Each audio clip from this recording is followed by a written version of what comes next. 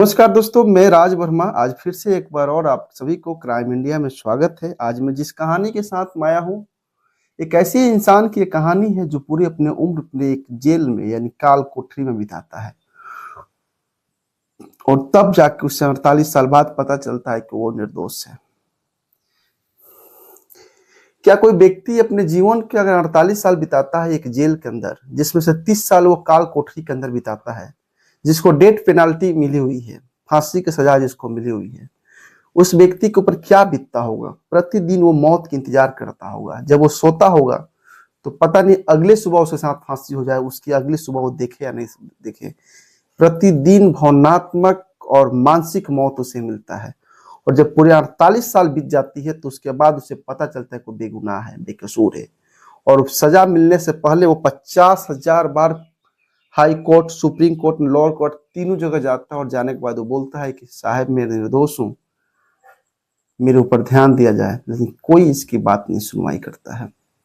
Media, प्रशासन सभी इसके तरफ लगे रहते हैं कि ये दोषी है और ये कत्ल किया है। लेकिन जब 48 साल बीतते हैं तो जाके सभी की आंखें खुलती है कि ये निर्दोष है। आइए मैं जिस व्यक्ति की मैं कहानी सुनाता हूँ, ये जापान के एक व्यक्ति है जिसका नाम है इवाको हाकामाका। इवाको हाकामाका एक जापान का एक शहर है यूतो, अब उसका नाम बदलकर हिमामत्सु शहर कर दिया गया है। इवाको हाकामाका बचपन से ही तेज व्यक्ति है, पढ़ने में बहुत मनिया है और उसका सपना होता है कि वो बॉक्सर बनेगा। और ठीक वैसे ही आगे चलकर वो बॉक्सिंग की तैयारी करता है, बॉक्सिंग चैंपियन में भाग लेता है और जीतता है। एक कोड इसके साथ में है 16-12-2। 16 टोटल मैच हुआ था जिसमें से 11 मैच वो जीता था और दो जो मैच था वो मैं बॉक्सिंग का जो मैच था 2 में डेसिमल में जाके वो ट्राई पे चला गया था। इवाको हाकामाका जो व्यक्ति है बचपन से काफी पढ़ने में ठीक था, पेशा से बॉक्सर था। समय बीतते जाता है। साल 1966 में वो जापान की एक नामी कंपनी में वो जॉब के लिए आवेदन करता है। इंटरव्यू होता है, उसका जॉब लग जाता है। जॉब लगता है, पूरे फैमिली एकदम ठीक ठाक चलती है। चलने के बाद मैं आपको बता दूं, समय बीतता जाता है। जब पूरे परिवार ठीक से चल रहा है, अच्छी इनकम हो रही थी हाकामाका की, तो फिर उसने शादी करता है और शादी करने के बाद उसे एक बेटे का मतलब उसका बेटा एक जन्म लेता है।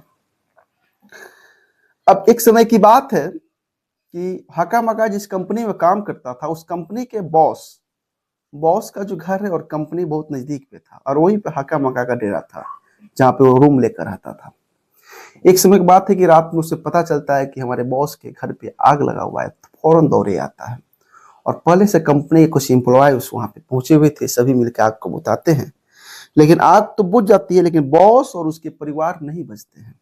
चार दो बच्चे और बॉस और उसकी पत्नी चारों उसमें मर जाते हैं।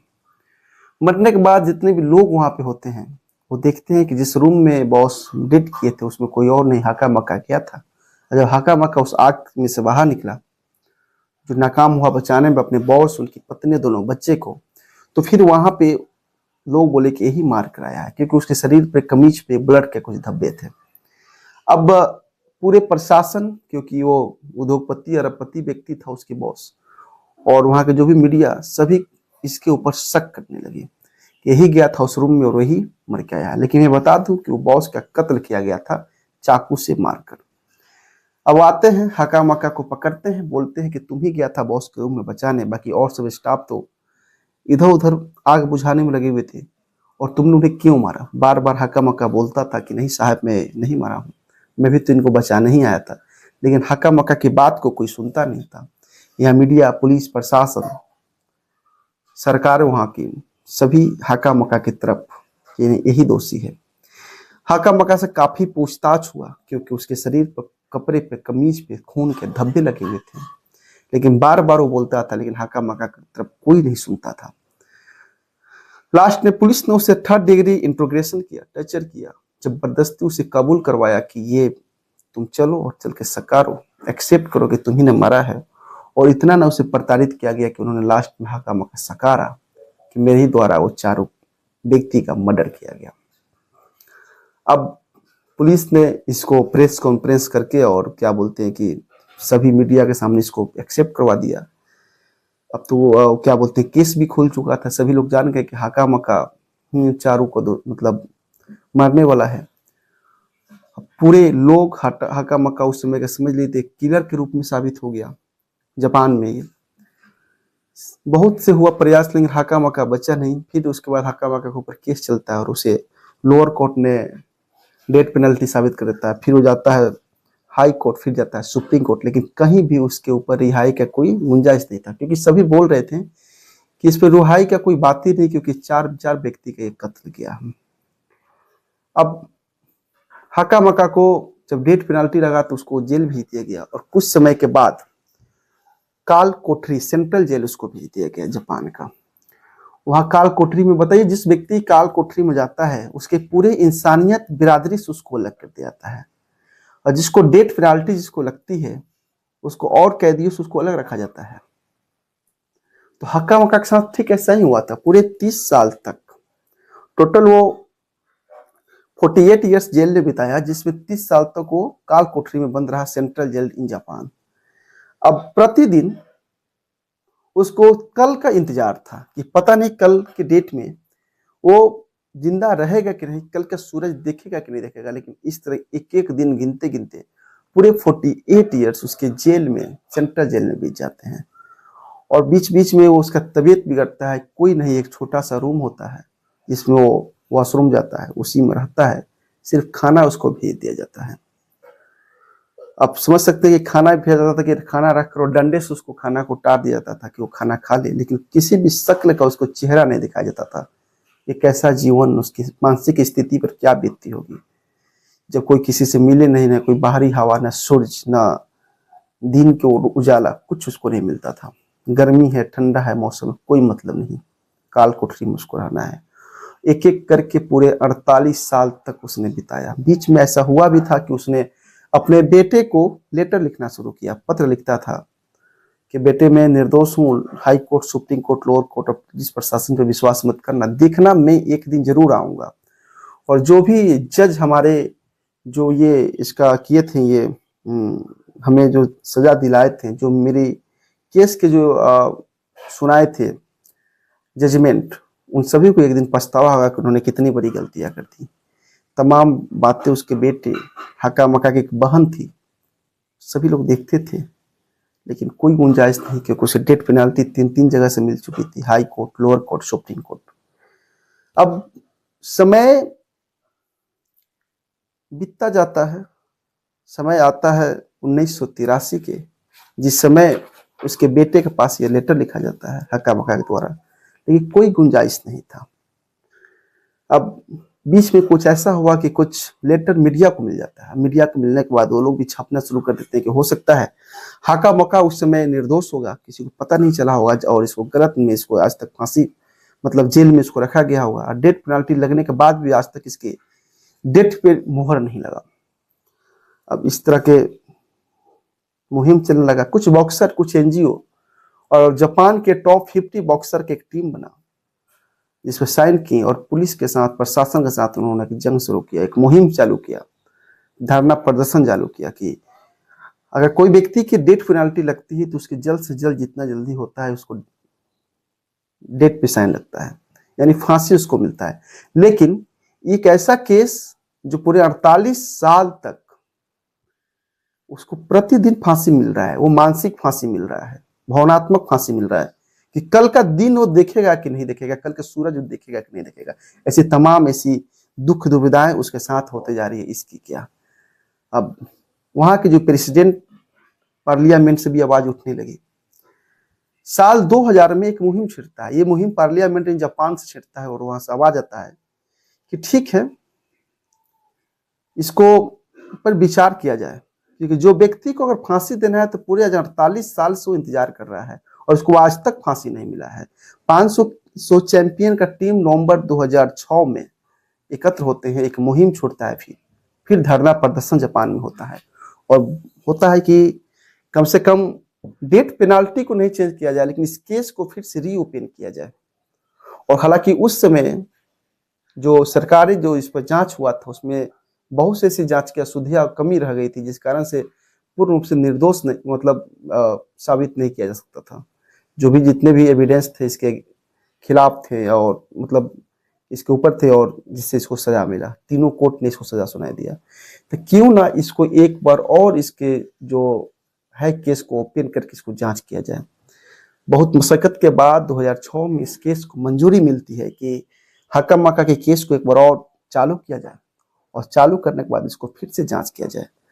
अब 48 साल तक ये व्यक्ति इंतजार करता है 2006 में आकर, और ये मुहिम होता है कि फिर से इस केस को चालू किया जाए। तब तक समय बीतता है और फिर 2008 आ जाता है, और 2008 में कुछ एक्सपर्ट के रिक्वेस्ट पे इस केस को रीओपन किया जाता है।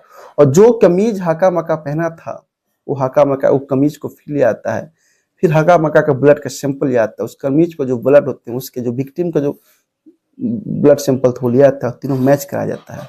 तीनों जब ब्लड सैंपल का जब डीएनए मैच होता है तो किसी को भी अंदाजा नहीं होता है कि ये रिजल्ट आएगा, और तीनों ब्लड सैंपल हक्का मक्का से मैच नहीं कर रहा था।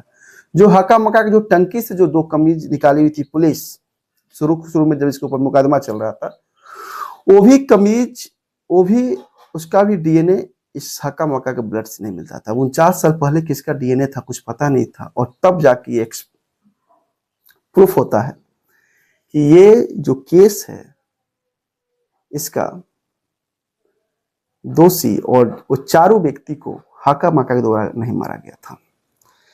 अब जो वहां के जो कोर्ट था जहां इस चीज को फिर से रीओपन केस हुआ था, सुनवाई हुआ, तो सरकार तो बोल दिया ठीक है, हम कुछ समय के लिए हक्का मक्का को बाहर निकालते हैं, बाहर रहेगा।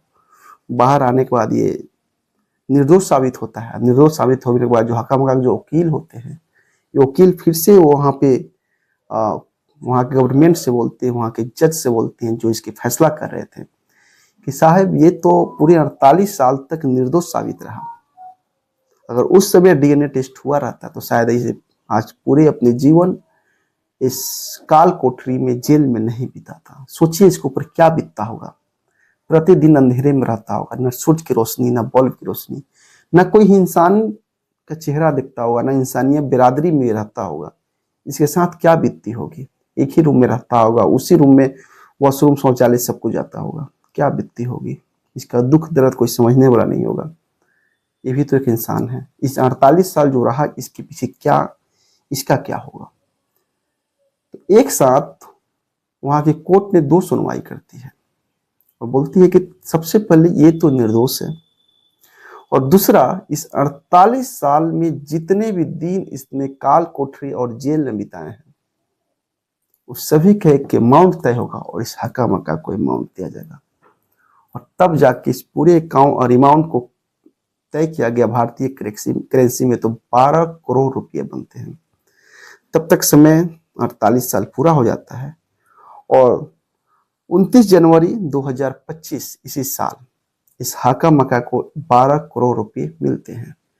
जब हक्का मक्का अपने घर पे आ जाता है तो जापान के जितने भी पुलिस ऑफिसर थे, जापान गवर्नमेंट, उसमें से जो भी सीनियर ऑफिसर से जाते हैं हक्का मक्का के घर पे मिलते हैं, और मिलने के बाद पूरे जापान पुलिस की तरफ से माफ़ी मांगते हैं और बोलते हैं कि हम लोग से बहुत बड़ी भूल हो गई थी, हमें माफ़ कीजिए।